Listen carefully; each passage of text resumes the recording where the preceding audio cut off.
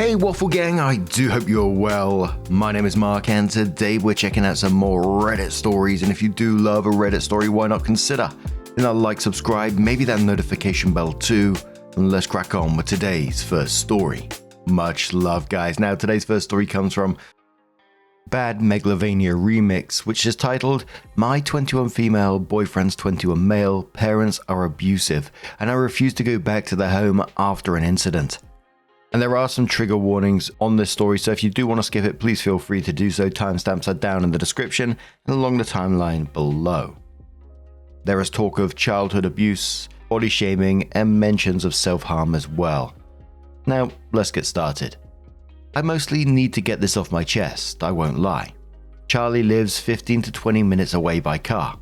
We've been dating for 5 months, and it used to be my pleasure to drive up there and spend a few nights at his place. I knew his parents are abusive and scream at him for nothing sometimes, physically assault him and take away his phone and computer. He will be able to get out of there by the end of the school year, when he gets an internship.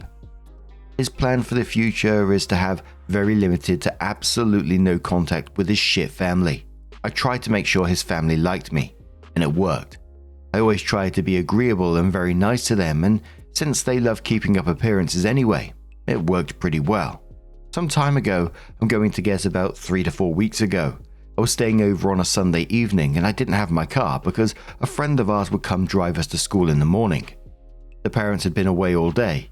They came home in the evening, pretty drunk actually, and Charlie's little sister, 17 female, went to complain that we ate too much lasagna or something. Okay, sibling trouble.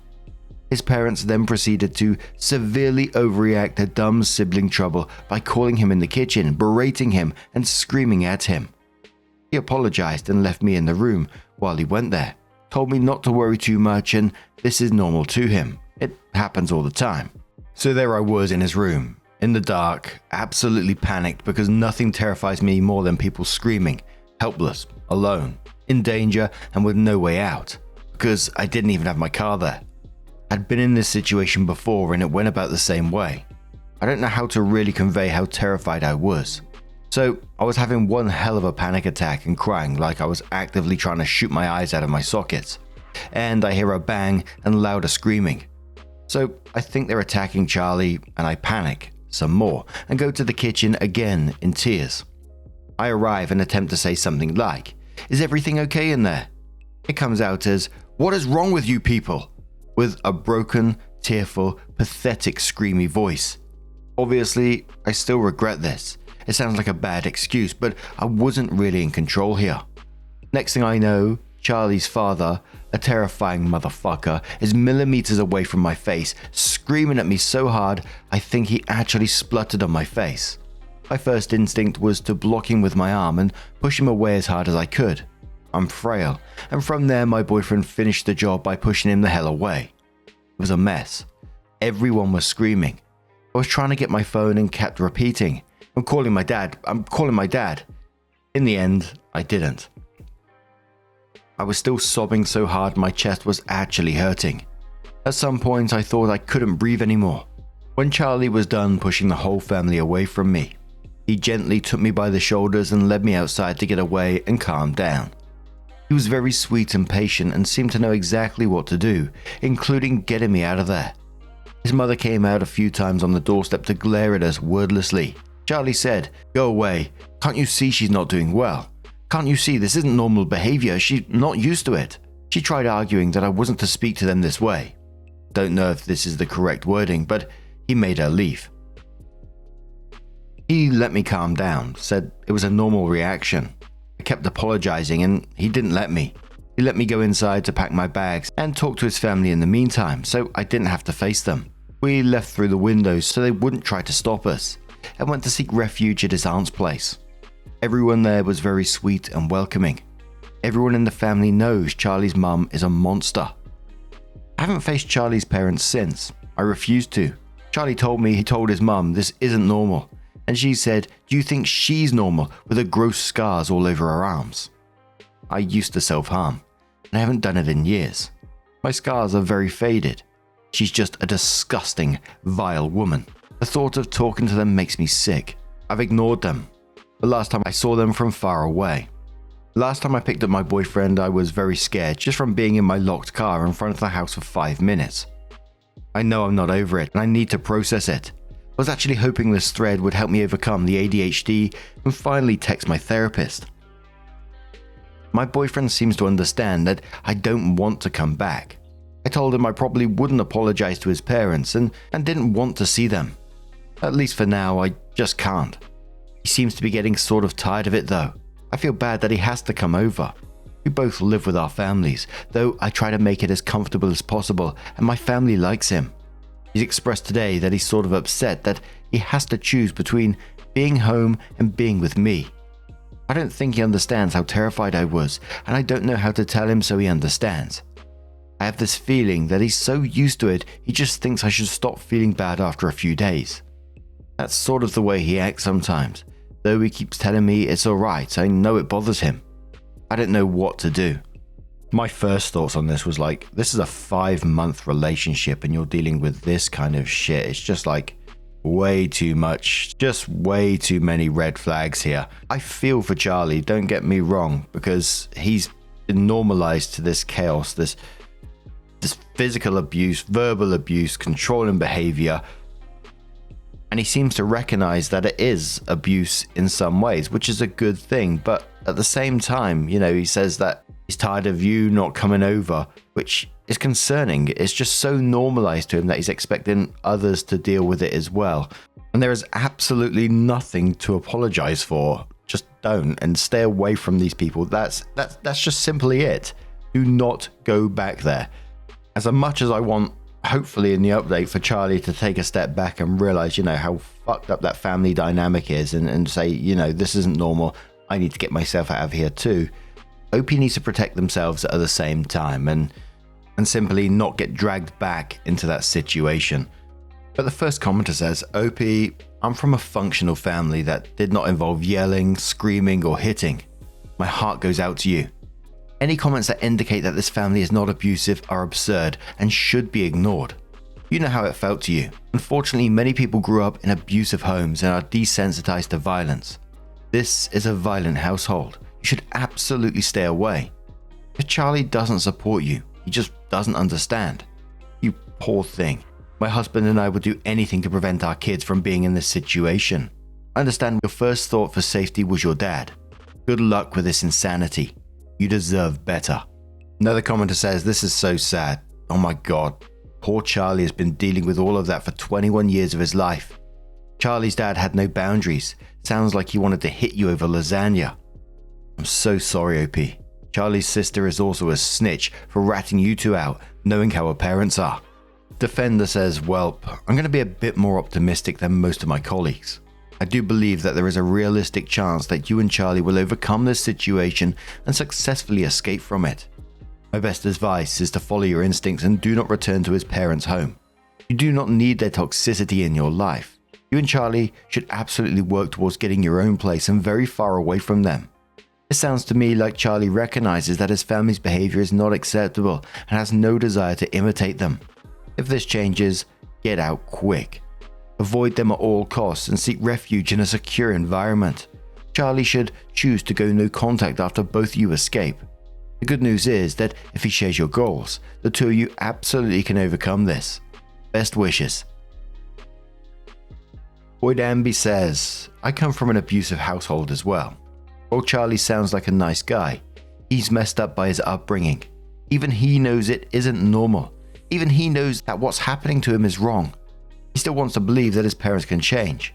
You not wanting to go there might bring the scary realization that they probably won't ever change. You have to explain to him that you feel afraid for your life in that house. Nobody has the right to ask you to put your life at risk. Someone who loves you would understand that. And the final comment from Mitten, who quotes OP first, saying he's tired of having to choose between being home and being with me, and then says, well, he's gonna have to get used to it. Even if you guys break up and he starts dating someone else, she have the same problem too. And the next girl, and the next. No girlfriend is going to want to hang out at his house while the rest of his family scream, shout, bang things and threaten. If he's stuck living at home and he wants to date, then he has to accept that most of his dates will have to happen outside his house. If he can't accept that, then he needs to be ready to be dumped by girl after girl who likes him, but can't stand being guilted into spending time with his crazy family.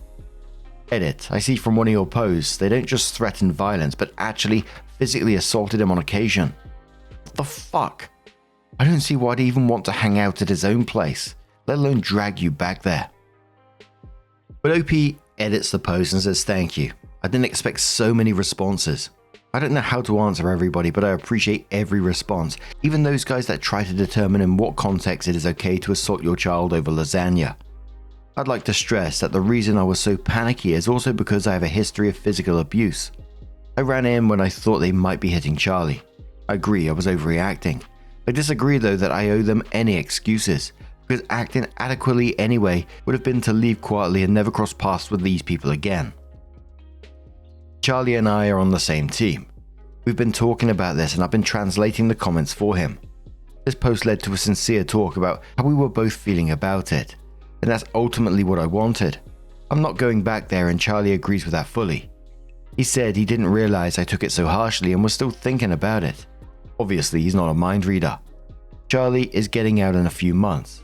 That's when we all leave school, and we're both in for an internship. And until then, we're going to make it work like this. Thank you.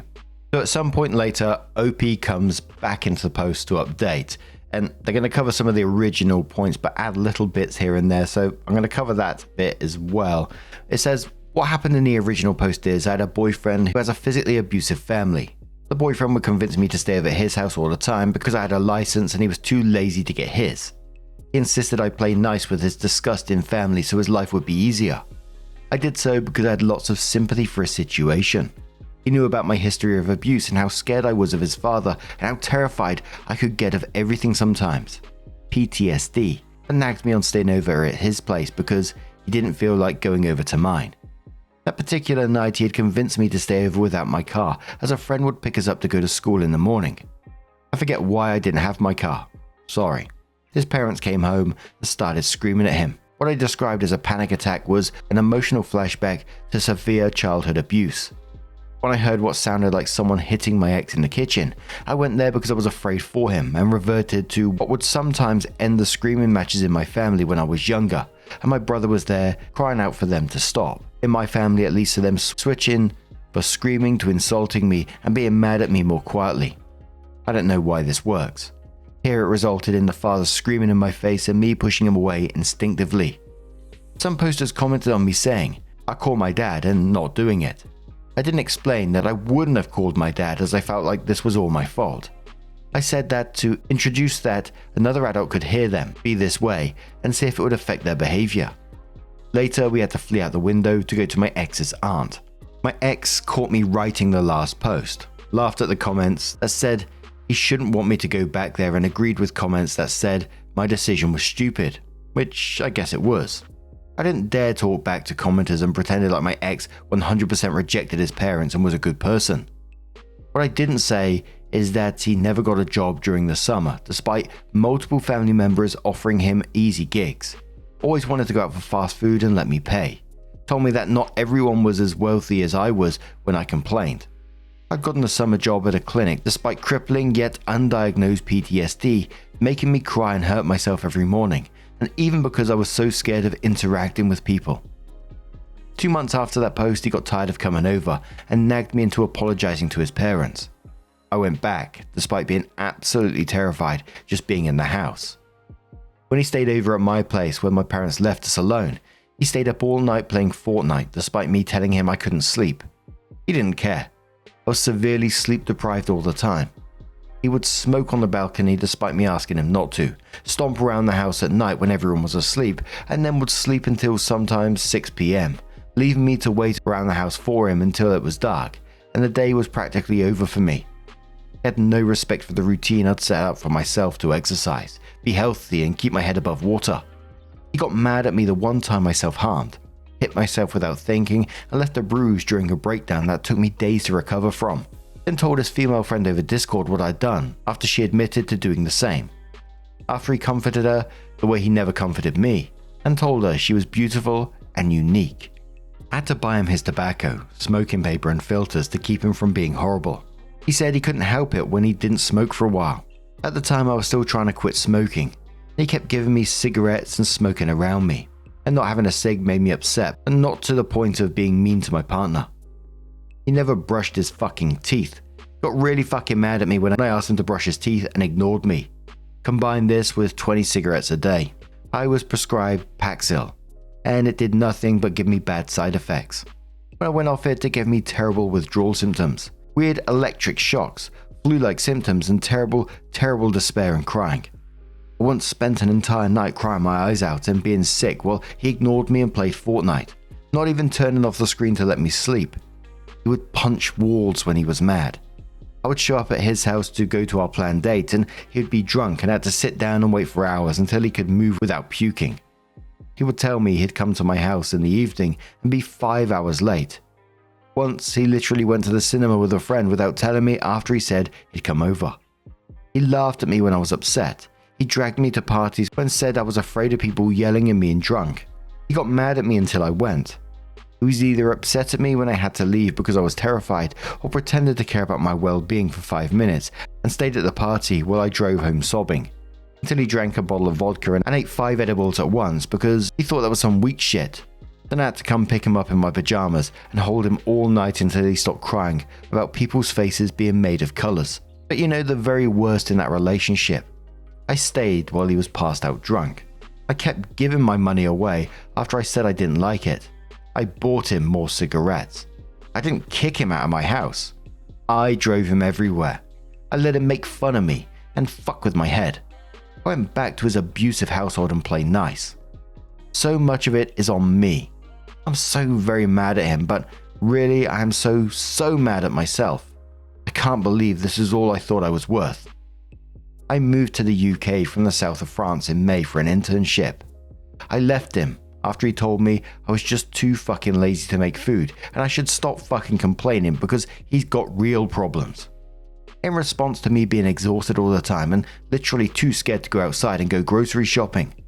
Panic attacks level scared. His problems were him doing badly in school and not caring about it, and sleep apnea.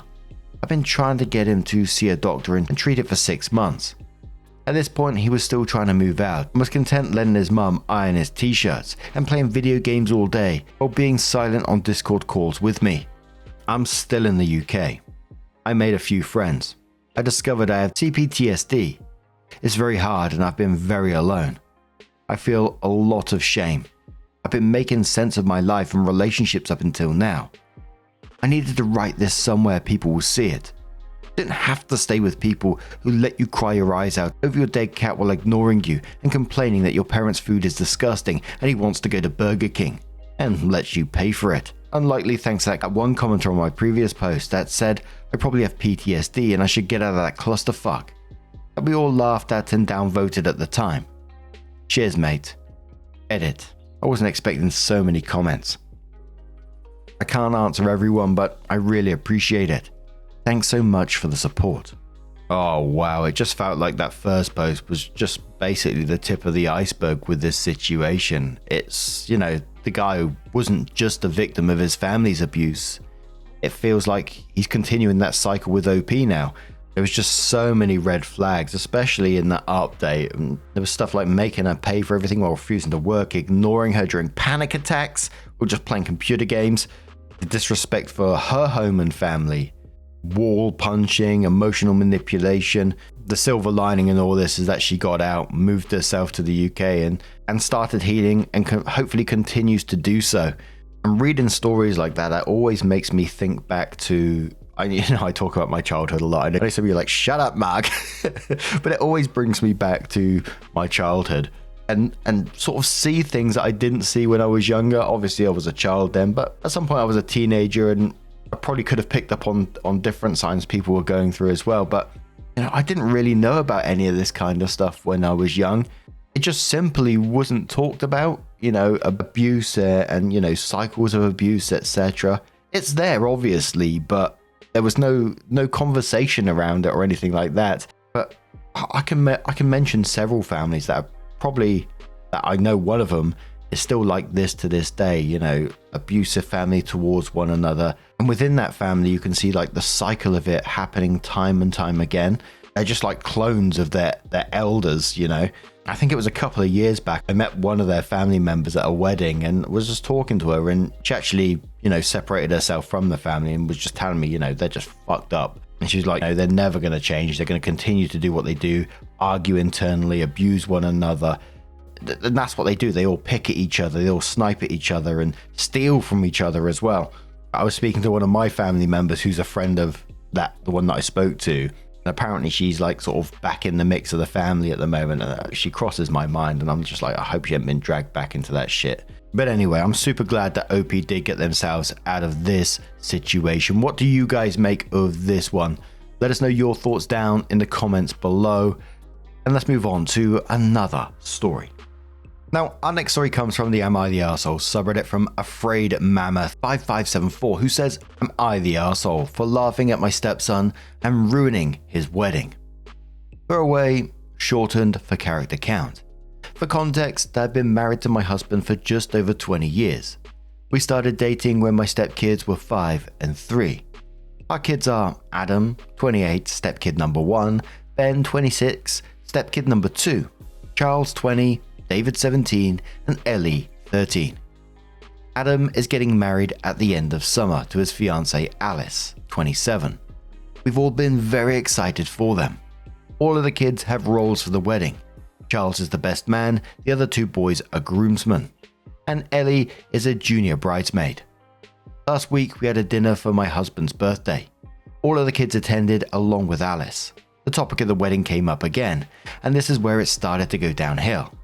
Ellie brought up that she was so excited to go dress shopping and that we planned to go to a bigger city in a few weeks to get her dress, and me, a stepmom of the groom dress. At that, Alice looked at Adam sideways and responded that we only needed to worry about one dress, Ellie's. Ellie kind of laughed and said, What do you expect mum to wear? A suit? Alice responded with, OP's name, isn't going. You know we're keeping our guest list very limited to our family and a few close friends. What? Adam and Alice have been to our house numerous times for holidays, dinners, just to say hi since they've been engaged. This has never been brought up. Pretty quickly, things escalated. The Cliff Notes version is that Charles asked them to clarify if they were choosing to uninvite me now or if I was never invited. Alice confirmed the latter. Why? Adam said it's because I'm not his mum. Charles, David, and Ellie argued with Adam and Alice that none of them were going to go if I wasn't invited. That it was cruel to leave me out, given that I've been his parent for a majority of his life and loved him like my own. My husband and I admittedly sat there for a minute just fucking shocked. Adam finally turned to my husband and said, Well? My husband told him he wouldn't be going either. Adam then turned to me and asked if I was really going to let everyone ruin his wedding on my behalf. Here's where I might be the arsehole. I just laughed. I don't know what came over me, but the entire thing was just so ridiculous that laughing was the only thing I could get out. I told my husband I'd be waiting in the car and left, and then promptly bawled my eyes out. Anyway, Charles, David, and Ellie are not talking to Adam. Adam called my husband yesterday to try and smooth things over. He was still adamant I'm not invited and it's their wedding. He also requested I apologize for laughing at him. My husband told him tough shit. It's their wedding and they can invite whoever they want. But they can't control who will actually go. He said they owe me an apology and that Adam should be ashamed of himself. I'm getting texts now asking what the fuck I did and why I'm being a step monster and ruining the wedding. Am I the arsehole?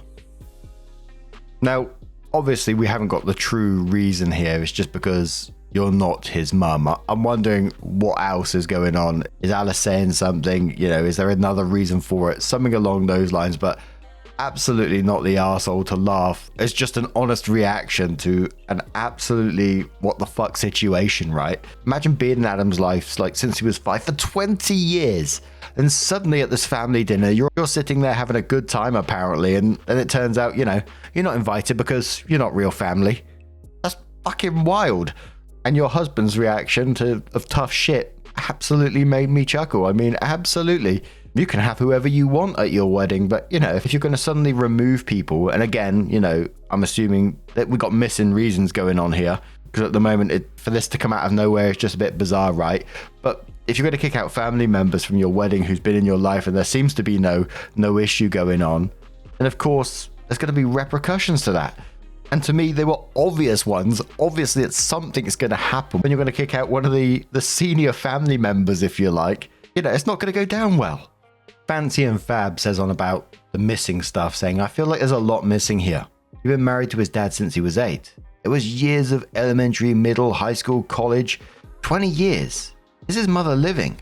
Did his fiancé influence him? Just seems odd not to invite his dad's wife of 20 years and not call her family. I don't think you're the arsehole, but I just want to know more about the past 20 years. Opie says, I'm sorry. Had to cut out a lot for the character count to post. When Adam called, my husband did ask him if I had done anything. If it was related to Biomum, she has never gotten along with us.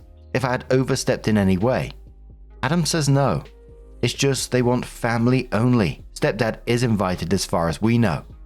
I was a stay-at-home mum for most of my stepkids' childhood, and we had 50-50. My husband has always worked a lot, but has always been involved as possible.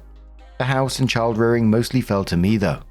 I love our kids to pieces. I thought we had made it clear from the beginning that I am/was another parent that loves them, not a replacement mum. We've never had any issues, and I thought up until now that we were particularly close. Our communication has slowed since he met Alice, but he was calling me about once or twice a week prior to this. Alice and I have gone shopping on occasion, gone lunch. I even went with her to the florist for the wedding because her mum wasn't available and Adam got called into work. There has to be something or someone causing an issue, and my husband and I are baffled.